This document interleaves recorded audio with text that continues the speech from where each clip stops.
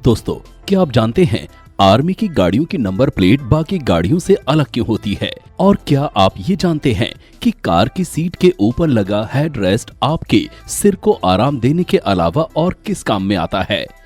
अच्छा, आप ये तो जानते ही होंगे कि जब हमारे देश में कोई कंस्ट्रक्शन का काम होता है या सड़क बनती है तो जो पेड़ बीच में आते हैं उन्हें काटने के अलावा उनके साथ और क्या किया जा सकता है? और क्या हमारी सरकार सिर्फ एक पैसेंजर के लिए किसी स्टेशन को बंद करने के फैसले पर रोक लगा देगी?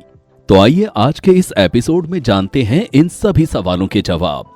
नंबर 1, दोस्तों, आपने देखा होगा आर्मी की गाड़ियों की नंबर प्लेट बाकी की आम गाड़ियों से बिल्कुल अलग होती है। किसी सामान्य गाड़ी के नंबर को देखकर आप वो गाड़ी कहाँ की है, मॉडल नंबर, गाड़ी कितनी पुरानी है वगैरह वगैरह बातों का अंदाजा लगा लेते हैं। लेकिन आर्मी की गाड़ियों की नंबर प्लेट बिल्कुल अलग होती है। तो आइए डिफेंस की इन गाड़ियों की यूनिक नंबरिंग को समझते हैं।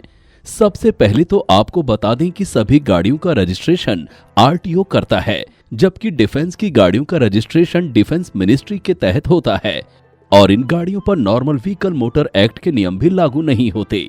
दोस्तों, आर्मी की गाड़ियों के रजिस्ट्रेशन नंबर के 5 हिस्से होते हैं, जिसमें सबसे पहले होता है ऊपर की डायरेक्शन में बना ये एरो, जो सिर्फ ये बताता है कि नंबर को पढ़ने की सही साइड कौन सी है। इसके बाद व्हीकल का प्रोक्यूरमेंट ईयर लिखा होता है, यानी कि गाड़ी किस साल में सर्विस में आई। इसके बाद होता है एक सिंगल लेटर अल्फाबेट, जो ABCDEX कुछ भी हो सकता है, जो कि गाड़ी का टाइप बताता है। जैसे कि आपको किसी भी आर्मी कार या जीप पर लेटर B ही दिखेगा, वहीं लॉरी या बड़े बड़े ट्रक्स पर लेटर D लिखा होता है। और इसके बाद होता है 5 नंबर का यूनिक रजिस्ट्रेशन नंबर, जो खत्म होता है एक सिंगल लेटर चेक कोड के साथ। दोस्तों, अब आप आर्मी की गाड़ियों की इस यूनिक नंबर प्लेट को आसानी से समझ सकते हैं। साथ ही आपकी जानकारी के लिए बता देते हैं, कुछ हाईली रैंक्ड ऑफिसर्स अपनी गाड़ियों पर इन स्टार्स को लगाना पसंद करते हैं। जिस गाड़ी पर जितने ज्यादा स्टार्स हों, तो समझ लीजिए कि वो ऑफिसर उतनी ही ज्यादा सीनियर रैंक का है। आइए अब जानते हैं दूसरे सवाल का जवाब। क्या आपने कभी सोचा है कि आपकी कार की सीट के ऊपर ये हेड रेस्ट आखिर इस तरह क्यों लगाया जाता है कि इसे सीट से रिमूव किया जा सके? और आपके सिर को सपोर्ट करने के सिवाय क्या इसका इस्तेमाल किसी और चीज के लिए किया जा सकता है?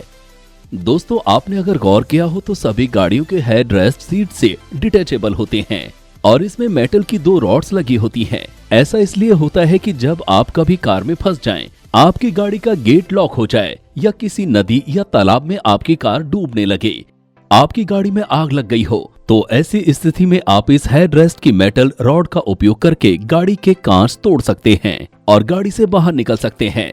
है ना कमाल का सिक्योरिटी फीचर।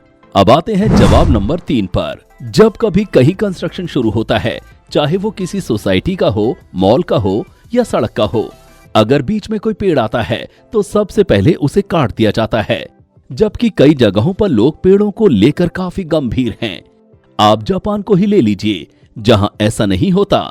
जापान में पेड़ को काटने के बजाय पेड़ को कुछ इस तरह उसकी जड़ों के साथ उखाड़ लिया जाता है और दूसरी जगह ले जाकर उसे दोबारा लगा दिया जाता है, जिससे इतने सालों में लगा पेड़ बच जाता है और इकोसिस्टम को भी कोई नुकसान नहीं पहुंचता। हाँ, इस प्रोसेस में थोड़ा खर्चा जरूर आता है, क्योंकि किसी एक पेड़ को काटने से सिर्फ पेड़ नहीं मरता, बल्कि उजड़ जाती है उस पेड़ से जुड़ी कई पक्षियों, जीवों की दुनिया।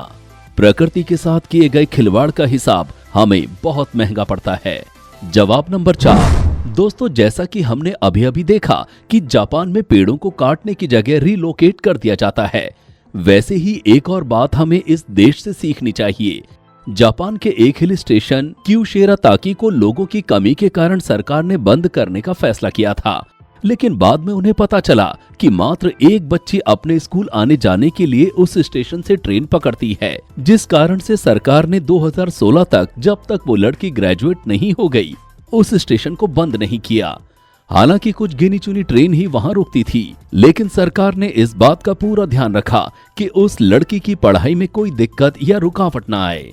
कोई भी देश ऐसे ही विकसित नहीं बनता, उसका विकास तब होता है जब उनकी प्राथमिकता शिक्षा हो। तो दोस्तों, फिर मिलेंगे कुछ नई रोचक बातों और तथ्यों के साथ।